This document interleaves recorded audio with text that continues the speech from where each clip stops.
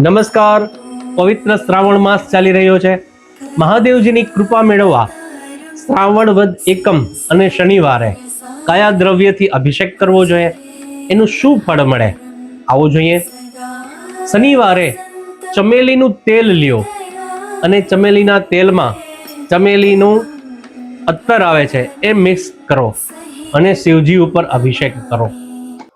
ચમેલીના તેલથી અભિષેક કરવાથી શું મળશે તો કે પિતૃઓની શાંતિ મળશે, મનની શાંતિ મળશે. મહાદેવજી ઉપર કયા મંત્રથી અભિષેક કરવો જોઈએ તો દ્વાદશ જ્યોતિર્લિંગનો જ આ મંત્ર છે. ઓમ સોમનાથાય નમઃ, ઓમ સોમનાથાય નમઃ. આ મંત્ર બોલતા બોલતા આપ અભિષેક કરો, પિતૃઓની શાંતિ, મનની શાંતિ પ્રાપ્ત કરો એવી ભગવાન ભોળાનાથને પ્રાર્થના કરીએ. અસ્તુ. જય શ્રી કૃષ્ણ. મહાદેવ હર. भुजगेन्द्रहारं सदा